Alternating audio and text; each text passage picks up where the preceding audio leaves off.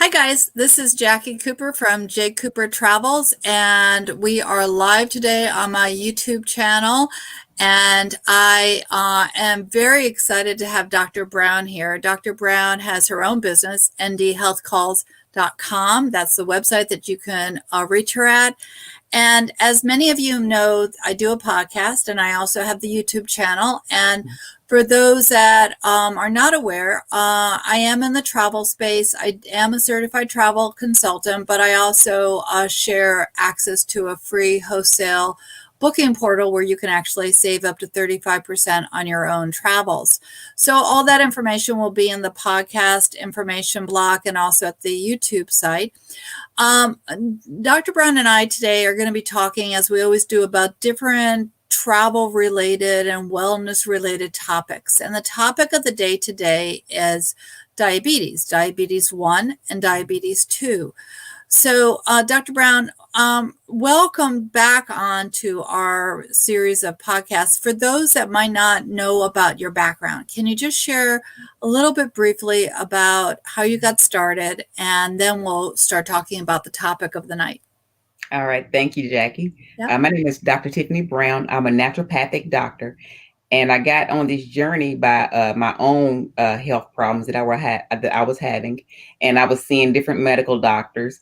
Everything they was doing what they was supposed to be doing, but I wasn't seeing any results. So I looked into the natural world to see what were they doing to treat the same condition, and I found out that they were treating it, but it was so many different things they were using. It was like overload.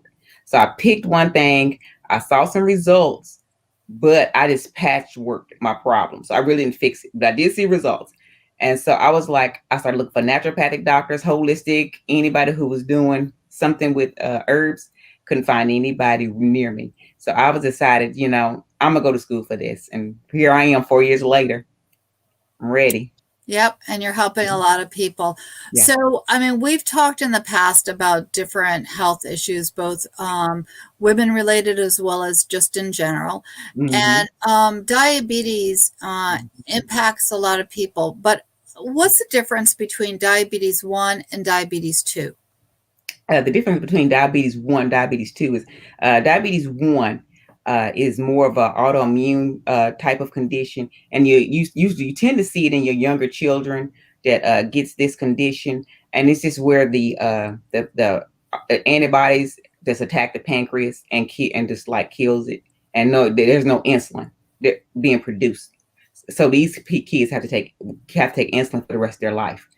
Your type 2 is more or less your it's something going on with the insulin. Maybe the body's not responding to the insulin and the glucose level. So you start seeing people with different symptoms and stuff coming on, such as these people get thirsty, they go urinate a lot, and also they get hungry because they have the muscle fatigue, the muscle weakness. They don't see their muscles bulking up.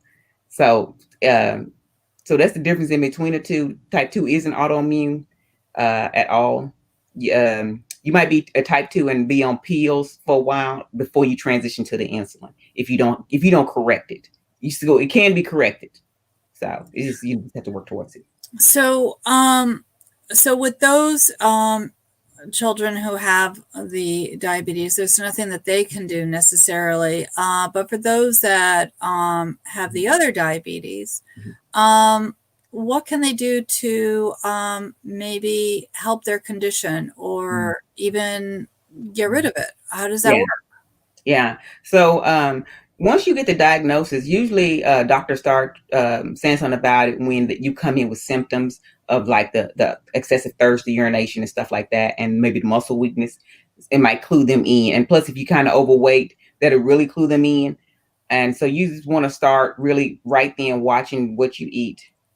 Reduce your carb intake significantly, and you want to exercise because exercise is very important. Like you want to really get physical before you get on the insulin.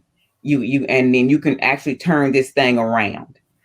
So it's just you just want to eat, you want to rest, most definitely sleep because we always talk about sleep, and just watch your diet. So, in your field, if someone was to come to you and they have this condition, Mhm. what would you do? How could you help them? Well, first, if they come already diagnosed with the type 2, we'll go ahead and we'll do a treatment plan. And the treatment plan will consist of how to prepare your food and how to look at your food. And also, too, I think where people with diabetes, they don't understand what they can eat and what they can't eat.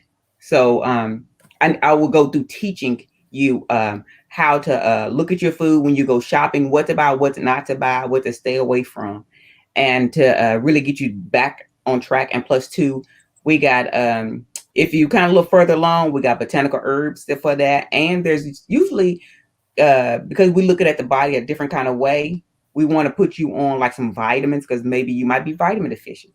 And usually that is the case because people who's diabetic aren't eating the right foods anyway. So you're not eating the green vegetables like you should so your body can consume these vitamins. So, so we'll look at that and then we'll get you on the exercise plan. And what I like to do, I like to listen to my patient and see kind of what works for them, food wise, what does their food look like in a day? What do they like? What do they not like? And so we can kind of go from there. And then exercise. What kind of exercise do you like or don't like? So we can kind of start gradual and working towards, optimizing your health. So when someone has diabetes, what does it do to the body? Mm-hmm. So for type 2 diabetes, what it does is the pancreas starts, okay, your what it is when you consume your food, your body starts breaking down what you ate and all the carbs and even the sugar. Everything gets broken down to the sugar. Your muscles and your liver is supposed to take the sugar up and do something with it. The muscle's supposed to use it for energy. But for some reason, these people, their body isn't using the glucose, the sugar. It's staying in the blood. And that's how, like, when you go to your doctor and the doctor said, we're going to check your A1C and you didn't eat right. And maybe you ate right a few days and they know that you didn't because the sugar is like in your blood and is coating your red blood cells. So that causes a problem. And so that's where we see this part of they urinate a lot. So they get thirsty. So they drink a lot of water and then the body is breaking down the muscles and the fat now because the sugar isn't going into the muscles. So this one we see like the muscle wasting and these people get real thin real fast. It's really fast. They lose weight really fast. And that's what the body's breaking down other things to make sugar and energy. So if you had to recommend a type of, not so much a diet, but a lifestyle change for them, what would it be? Mm-hmm. It would most definitely be diet first. And also too, this as it's an inflammation process going on also behind this type 2 diabetes. So I would recommend maybe some fish oil for the inflammation to try to help bring that down. Because I feel like people with diabetes, they caught in this trap where their body is making a whole lot of fat and they can't really lose the weight because at the beginning they're overweight and they can't lose the weight. I mean, they just feel like the weight won't come off, So at the beginning, so I would just recommend, let's throw something in there to try to break that cycle and help these people lose the weight. So I know that you and I have talked about this before. If individuals would like to use your services, would they reach out to you for like an initial consultation or how does that work? Yes, I would like to set up an initial consultation, like a 10-minute free consultation where we're going to talk. You get to know me and I'm get to know you and kind of see where you at and if you've been diagnosed and if you haven't been diagnosed and maybe if you think you own that path, then maybe we can kind of set up some labs to have you have ran so we can confirm everything. And even if because I'm a naturopathic doctor, I don't wait until you're diagnosed as pre-diabetes. We like to start early. Like when you 5.2, 5.3, we like to start working in that area when your hemoglobin is like in that area. So we can not let you get to that pre-diabetes stage. So we like to really work, and so the 10-minute free consultation is just us talking to get to know each other, and so I can let you know how I can help you. That sounds great. So for anyone who's listening, this is really, important things, because as you travel, it's really important to also think about what sort of things to pack when you're traveling. And if you have any sort of medical condition, the other thing that you always have to think about as a traveler is, am I taking bottles that are the right size on? Do I have the labels on there so that way they can see that I have authority to bring certain medicines with me?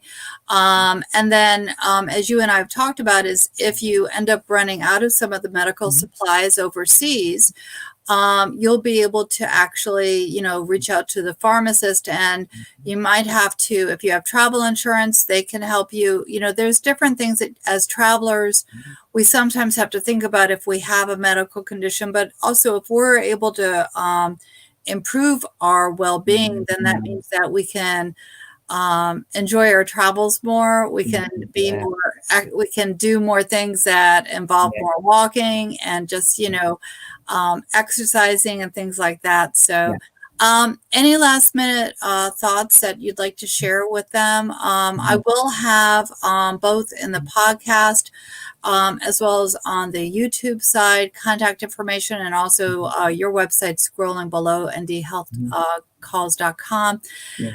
And for anyone who's interested in the discount travel, you can reach out to me at jcoopertravels@gmail.com. But any last minute thoughts, Dr. Brown, on how they can maintain their health, or what they should do? Yes, most definitely. Like you said, if you travel, go ahead. The bottles, the insulin bottles are really small. Put an ice pack in there in your lunch bag and throw the insulin in there and go travel, enjoy the world. Don't let this stop you. Most definitely don't let it stop you. And when you wherever you go, just make sure you do your carb switch, a little less carbs with your meals. If you want a sweet dessert, or if you want a drink, you want to do less carbs with your meals, and enjoy life. Enjoy. Yeah, for sure. For sure. Well, thank you so much. I look forward to talking to you again with our continuing conversations. Yeah. Everyone, have a great day. I know that people are going to be finding this podcast and this the YouTube side of this at different times. And we're here to help you and to have you enjoy your travels, whether it's within or without. So have a great day. Thank you so much. Thank you. Bye-bye.